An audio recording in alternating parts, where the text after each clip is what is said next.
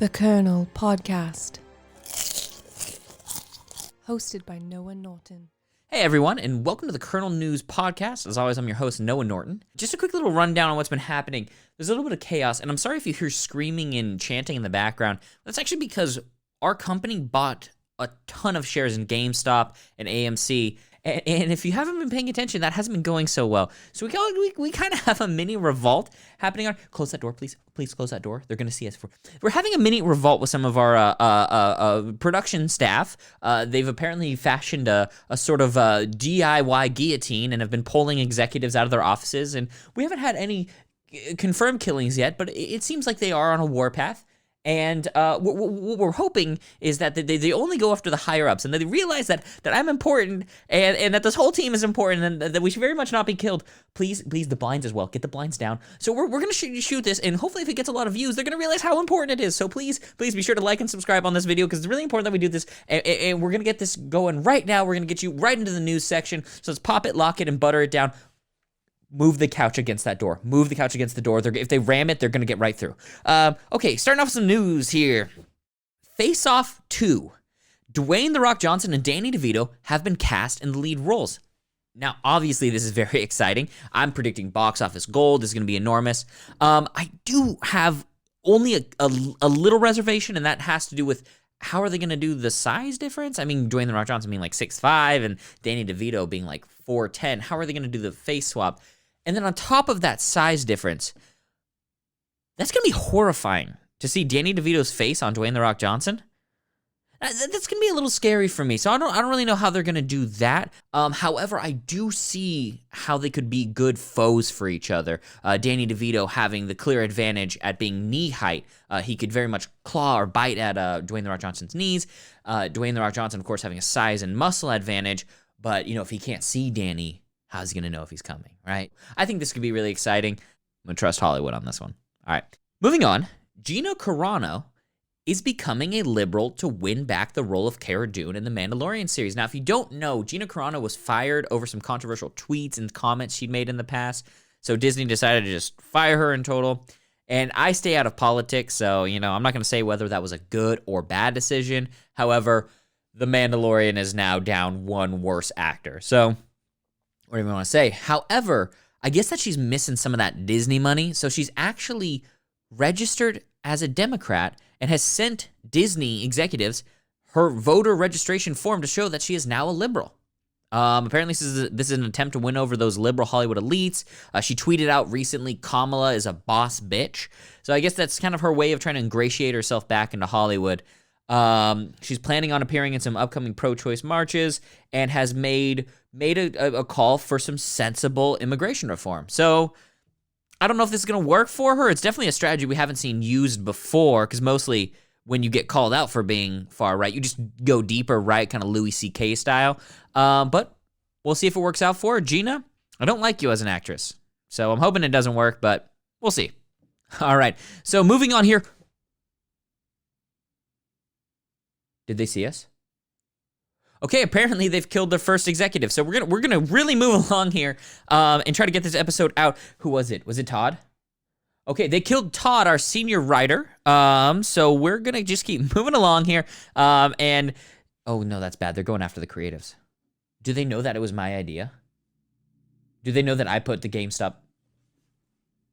We'll get another thing in front of that door. Planks of wood. Nail that door shut. Moving on. Christopher God-King Nolan has placed a Latin curse on the Golden Globes. Now, this is due to not being nominated for Tenet 2020, and this is kind of the only option for the God-King. The curse is said to be activated every time a person accepts an award. This would result in their body then rapidly aging to the point of horrific disintegration, with time pretty much killing them. The only way to survive the curse is to fully understand Tenet 2020, and as we know, that's not even possible. So we'll see what the Golden Globes are going to do in response to this. Apparently that they're still planning on having a virtual award show on the 28th. I don't think that really the virtual aspect is going to, have any influence on whether or not the curse hits them.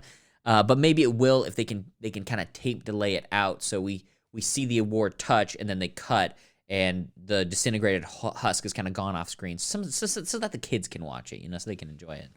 We'll see. But you know what? You know what I think out of this? Maybe this could clean up Hollywood a little bit. You know, if all these Hollywood elite suckers who don't realize how great Nolan is, maybe this could clean up some of the loser filmmakers out there. Is Greta nominated? Is Greta Gerwig nominated? Let's get her nominated. It's the only time I ever wanted her to be nominated for anything, right? Okay, and so they've already killed another writer. They've already killed the whole writing team is gone. Okay, writers are replaceable. Just make sure they don't get in here because they need me. Those bastards need me. They don't know it. Moving on, Perseverance, the new Mars rover, has found Matt Damon. Or at least another hint to where he might be. If you don't know the saga about trying to find Matt Damon, it appears Matt Damon just shows up in movies and no one really knows how he gets there. This first happened with the movie Saving Private Ryan in 1999. A World War II crew was tasked with finding Matt Damon. Eventually they did, but of course, then he disappeared again, and he didn't reemerge until 2014's Interstellar, where we sent out a crew, and he appeared in a life pod of some kind. After attacking Matthew McConaughey, he escaped into the distance, but then he showed up in 2015's Martian. And so that's part of the reason why we started investigating Mars, to try to find any hints to what happened with Matt Damon. We didn't find Matt Damon, but we found a spacesuit that approximated his height and build, and next to it were hieroglyphs that seemed to predate the universe's existence. It showed him building some sort of ship of some kind. We don't know what this means, but there are rumors that he might show up in Thor: Love and Thunder, and maybe that'll give us some transparency as to what Matt Damon's true purpose or mission is on this planet. Matt, if you're out there, give us a sign of what's going on with you. We're very confused, but I love you and Good Will Hunting. I'm such a sucker for it. Anyways, we're going to move on here. We're going to get to our quick review section, but first we're going to take a little break, so stick around. Back in just a second. Hey everyone, I hope you're enjoying the episode so far.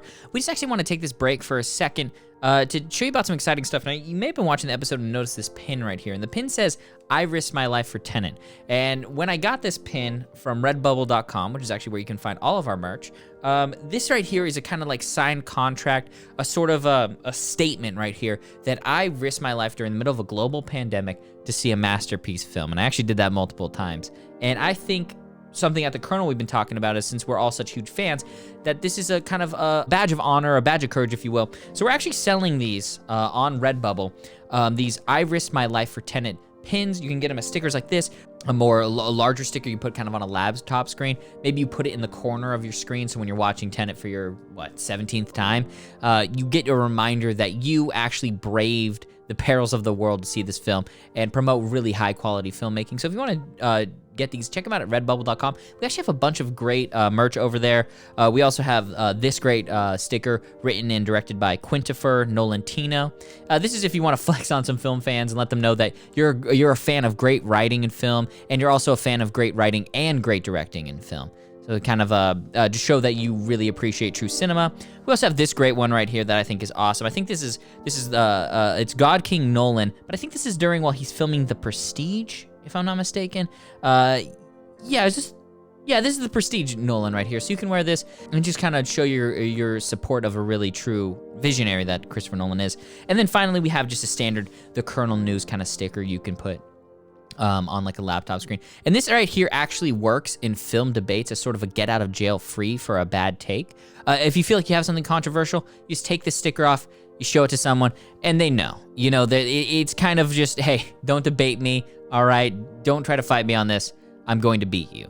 I do want to make it clear, if you do end up purchasing the "I risked my life for Tenet" sticker, you have to have seen Tenet in theaters. This is a club that we want exclusivity for. We want it to be a badge of courage. You wouldn't wear a Purple Heart, just because you fought in the war, right? You want this to mean something. So please only buy the "I risked my life for Tenet" if you truly did see Tenet in theaters, And I hope you enjoy the rest of the show.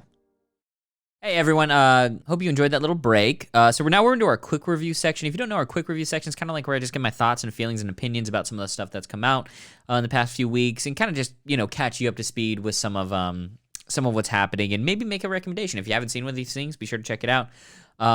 So starting off, WandaVision, Season 1, Episodes 3 through 7. I'm not gonna lie, the show's been pretty confusing so far. I keep having to like pause and rewind every minute to see like what just happened. I don't really understand. I've watched all the video breakdowns on YouTube, and I still have no clue what's going on. But everyone seems to like it, so I love it too. It's so good. Oh man, you did it again, Marvel. Knocked it out of the park. It's so good. Elizabeth Olsen. Wow, she's so hot. Moms. Wow, isn't that hotter that she's had children? That's a thing. That's so hot. Are we good? Like, do I need to say any more shit about this thing? It's like, I have no idea what's going on. It's so weird. They are Marvel. They're grasping at straws. They have no idea. It should have ended with Tony Stark's death. That should be the end of it. This is literally, there's no reason for this to keep going. You're gonna cut right here. This is right.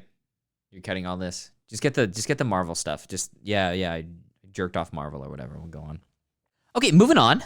To All the Boys, Always and Forever, 2021. Another garbage teen Netflix film. This is just absolute trash. I was actually on Tinder through most of it, just swiping through, matching with women and then telling them that they don't know anything about cinema. You know, as you should if you're a true film bro. You know, they mention, oh yeah, I liked Reservoir Dogs or something. Yeah, but you didn't get it. You know, you didn't get it. So, also this guy, Noah Centennial, he fell off pretty hard, right? I remember he was everywhere and then he's gone. Hey, Noah C. You know what? We're not going to do it. Hey, NC, if you're looking for a job, we're hiring at the Kernel. So, you know, send your resume and cover letter over. One of our interns will look at it and, you know, maybe you can find a job around here. Just, you're not going to go by Noah, you know? You're not going to go by Noah. And we do have a lot of openings now because our staff has been butchered pretty consistently from this uprising. Moving on, Malcolm and Marie. John David Washington. Turns out Tenet wasn't a fluke, guys. This guy's a great actor. He plays a director in the film, which I don't know why, but it felt so relatable. Probably because I'm a great director. I've directed a string of short films that are very God-King Nolan inspired. They came out in 2016, so I haven't done anything in a while, but they were so good. They were non-linear. They were linear. But they were very unique and thought-provoking, and a lot of people told me, like, hey, I didn't really understand it, so, like, that, you know, kind of Nolan-inspired, so, but the women loved it. They went crazy for it. Also, there was a controversy, getting back to the movie, there was a controversy with the age gap between Zendaya and John David Washington, JDW. I don't think that should be a controversy. I think that's kind of Zendaya's fault for being really young.